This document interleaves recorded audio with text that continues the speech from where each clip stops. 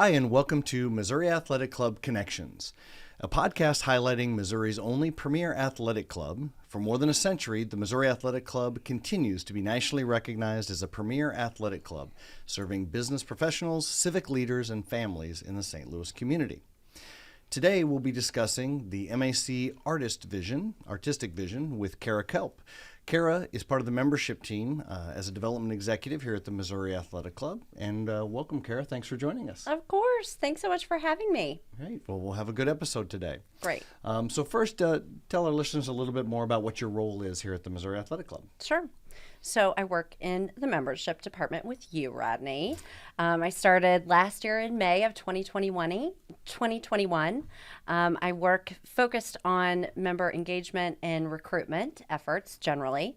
And then my specific role is really to lead our civic engagement efforts and further that mission at the club and work with our community partners to help drive a positive impact around downtown St. Louis, which is where our club was founded and is rooted. So it's been an honor to be working at the Missouri Athletic Club for the last year. Oh, perfect. And it's been a great pleasure having you here. Thanks. And it's been nice seeing that transition to where we're doing more and more literally every month. Yes. Right. And you joined the membership department, like you said, almost a year ago. In addition to those responsibilities, you have the general membership responsibilities, but we also want to talk a little bit about the Art Society and what your role is with the club's art collection. I know. I have a passion for the arts. I just love it. So prior to working here, most of my professional career I've spent working around fine art and antique collections, working with museums and institutions, and also working here with the art collection at the MAC. So for the last decade, I've been familiar with the club in general, but familiar from an internal standpoint of working with the great treasures that you guys have hanging on the walls. So when I started in membership last year, it was just a natural fit for me to continue those efforts and try to boost that appreciation for the art collection. Wonderful. And a lot of expertise. You bring a lot of expertise to the club, so I it's try. wonderful. It really, truly is there. For example, would you call this artistic works? Or? For sure. We've got wonderful pieces all over, even decor. Even decor. Okay. It's called decor, not art, is what we call that. There's a distinct difference, but yes. So I think that's kind of part of what our effort is, to try to educate our members, because there's so many beautiful things, especially at the Downtown Clubhouse and how grand it is. There's so many beautiful things that just surround our members on a daily basis as they're eating, dining, just passing through the lobby.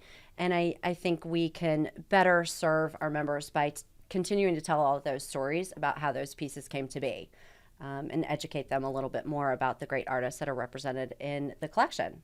Yeah, perfect. Well, that's a lot about you. What can you tell us a little bit about the Art Society, kind of its transition and how it came to be? Yes. So the Art Society originally relaunched its efforts to promote the art collection at the club last summer, as the Foundation for the Arts was winding down its activities after 30 years of serving the members in the community of St. Louis. There were some generous members within the club that wanted to really rededicate and reemphasize the art collection and the appreciation for the tradition of the arts at the club.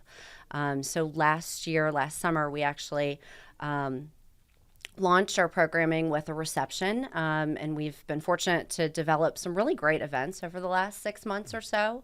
The Art Society, as I mentioned, celebrates the dedication and tradition of the arts at the MAC. So over 100 years ago, we actually started intentionally building a collection at the club.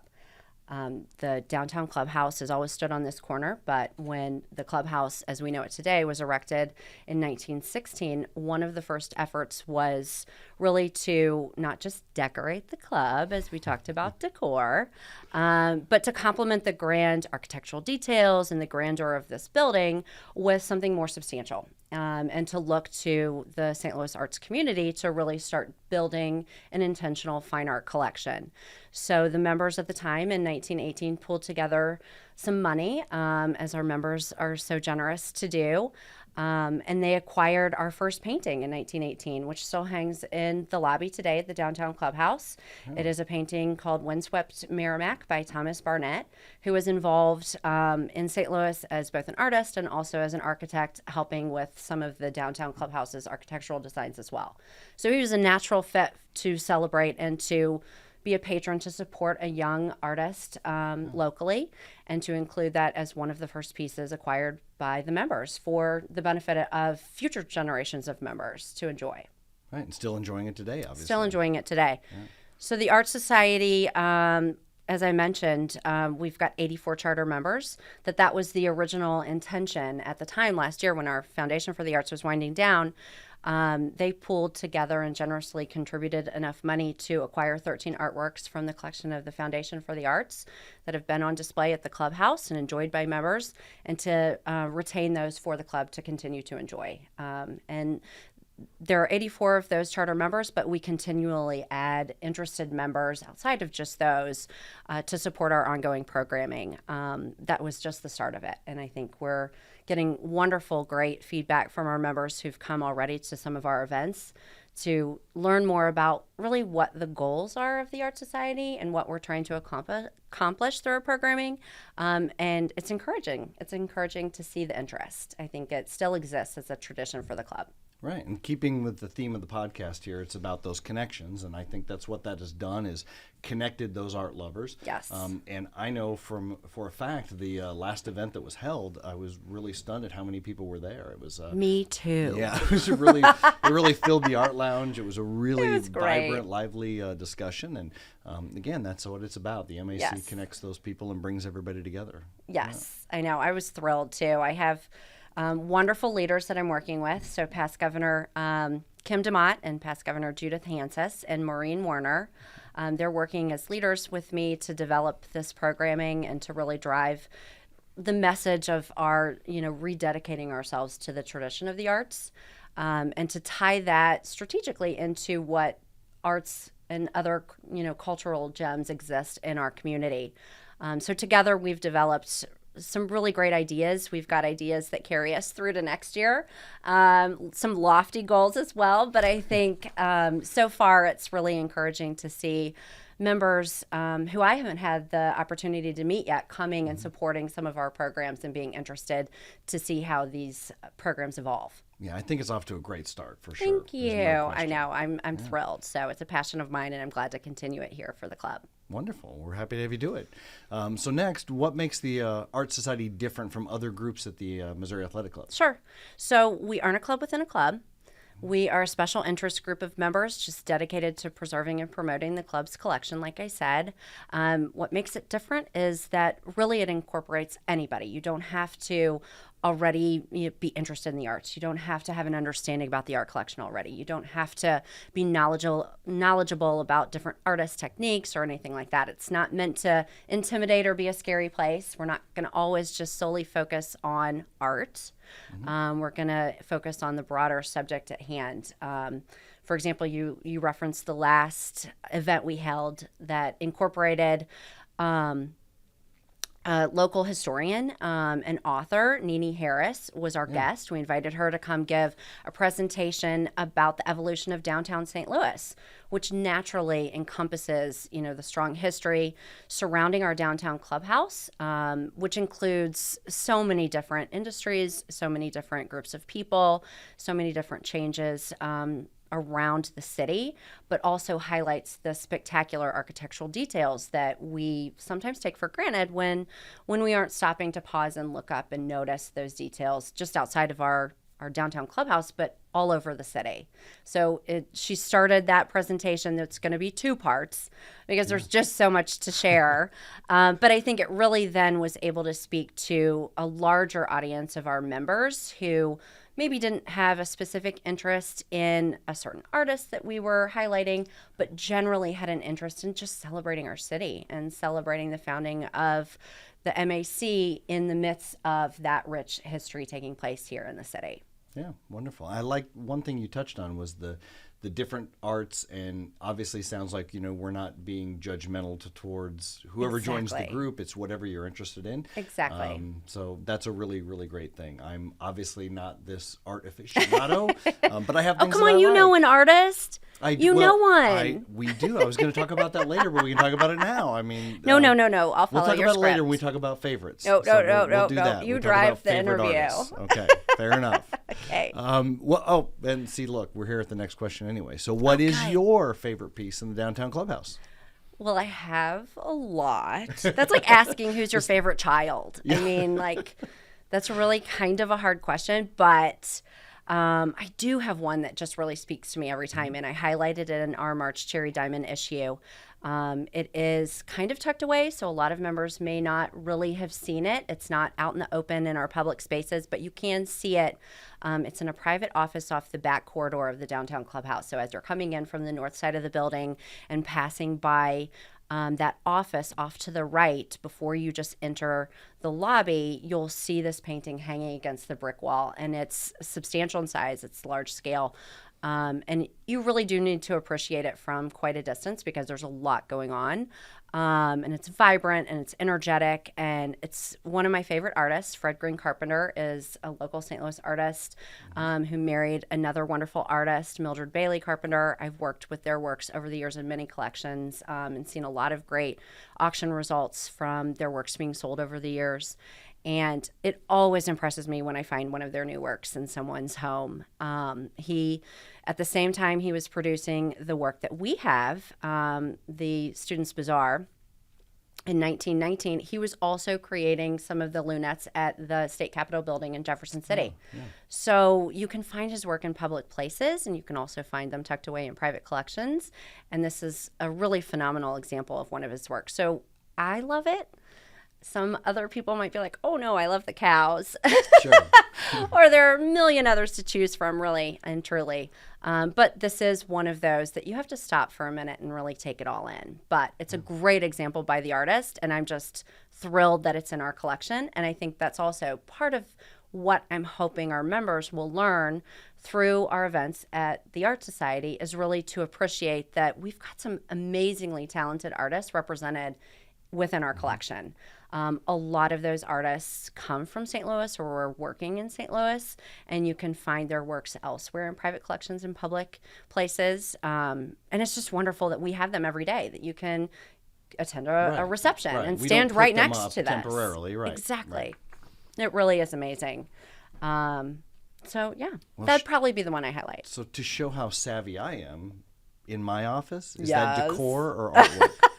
Well, no, the triptych that's hanging on the wall. Is that yes, decor? Those or is are by that artwork? Antoine Blanchard, and wow. a lot of people recognize his work. It's very similar to Cortez's work, and we've got the two or three examples of those in the art lounge as well. So, people enjoy lots of different things. Yeah.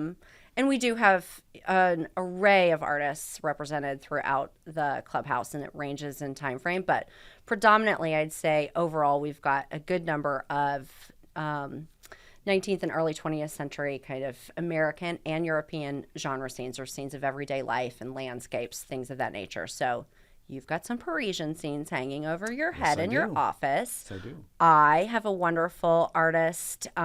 Gail Henderson was an architect locally in St. Louis, and that artwork of the Capitol is behind my desk. So I love that work. So everybody has their own favorite. Well, and I think, when we talk about what the Missouri Athletic Club is all about, when you're interested in membership or bringing your friends in to join the Missouri Athletic Club, you can see beautiful art in our offices. You can. We'll do both. You can look at beautiful art, and we'll get you an application to fill out for membership as well. You can. So my favorite, I get to say what my favorite is. Yes, please. Let me ask you. Oh, wait. Rodney, what is your favorite artwork in the collection? So, of course, I'm not going to know the name of it, but it's the commissioned work by Brian Haynes. Oh, back to Brian Haynes, the artist that Rodney knows. I know. He's a friend, and I'm biased, but I still I love that piece. Yep. I love it's the a good things. One. It's a little more, what would you call it, illustrative? I mean, it is. Yeah. And what is the name of it? It's an emblematic piece. Oh, sure. Rodney, I don't know the name of it. Uh-oh. I don't know if Brian Haynes actually named it. He may not have. They just made it for the club, so. But he titles everything on the back, so we'll have to take a look and see. Okay. We're going to go down and set the alarms off as soon as this podcast is over. Yeah, there we go. But I love that. I love the bringing together of all the things, the iconic, Greek statuesque, the building. It's wonderful. The logo, of course, it has the cherry diamond logo in it. All it those does. things. And it's, very different from a lot of our other artworks, so it stands out. Yep. But Brian Haynes was, a trained illustrator at the start of his career and still carries that style through his artwork. So this is a wonderful example of what he's best known for, and very illustrative, as you said. And he was our first guest speaker when we started our guest speaker presentation series. He was our first. So, and he does such a nice job. That was back in November, and we had a equally wonderful turnout from members for that. So it was really nice to get a whole glimpse of kind of how his career as an artist has been celebrated and has grown over the years and culminated with us being, able to have a work by him in our collection. We're thrilled for that. Yeah. So can you give us a sneak peek? Because, for example, there's a living artist. We have a lot of art that's, obviously the artist is not still with us. Of course. But can you give us a sneak peek at some of the things the Art Society is maybe looking to do programming-wise? Of course. So I'm actually talking right now. Of course, I mentioned earlier that there are some other wonderful cultural gems around the city. And I've had a really great relationship with Julie Dunn-Morton at the Mercantile Library over the years. We've loaned a couple of our works over the years to be included in exhibitions at the Mercantile Library, which is at UMSL's campus. And so I'm talking with her about coming to be a speaker sometime later this year, and she can, give an overview and kind of history on the Mercantile Library's collection, which if you haven't seen that, it's equally very impressive. And then speak a little bit to the artists that overlap between our collections as well, because they're definitely, St. Louis is really small. It's true in the artist world as well. There are lots of wonderful examples in their collection that are complementary of the artists that are represented in our collection too. So I'm excited to pursue that with her. We've also been talking amongst our group of leaders about the idea of, doing something a little bit more like the January event that we had, where we invited Hindman Auction House out of Chicago to come in and kind of talk to us about the art market and talk about collecting and the passion of, owning pieces that, are they valuable or are they not valuable? So we've talked about for 2023 doing something that would be a larger kind of keynote series of appraisal events with various different specialists in a number of different areas that could come and talk to our members about, everything from sports memorabilia to fine art and fine jewelry to antiques and decorative art items and things like that. Because in addition to all of the great paintings we have at the club, we also have some pretty phenomenal trophies, and we've got some pretty phenomenal silver pieces and things that are tucked away. Some of the newer ones. We brought some of the newer pieces, but it really, it relates to everybody. Everybody has something that they've, hidden away in a drawer that's in their attic or something that they're curious about. So that's one of the events that we've kind of talked about going forward. Great. Well, I'll have to get an appraisal of my 1960s Zippo lighter. Oh my gosh, the MAC you do. logo on it. Yes, so yes. When they come back, I want to do that. For sure. I want to get that for sure. Of course. We'll work that in, no problem. So Kara, how can people contact you if they want more information about the Missouri Athletic Club art collection or the Art Society or both? Of course, they can certainly reach out to me in my office here at the Downtown Clubhouse. They can call me anytime, 314-539-4408. Or you can always email me. That's really easy because I'm bouncing back and forth often between both clubhouses, wearing lots of different hats. So sometimes that can be the easiest way to get me, is to reach me via email. So my contact information is included on the website, of course, and I'd love to hear from anybody on any of those questions or activities of the hats I'm wearing. Well, perfect. We love it. And we love all the hats you're wearing, too. Big help Thanks. here to the Missouri Athletic Club. Thanks so much. So this has been a great conversation. Good. Really glad It has that you been could fun. come and do this. And again, if you want to learn more about the MAC Artistic Vision, just contact Kara Kelp here at the Missouri Athletic Club. Thanks, Thanks again, Rodney. Kara, for being on. Thank you.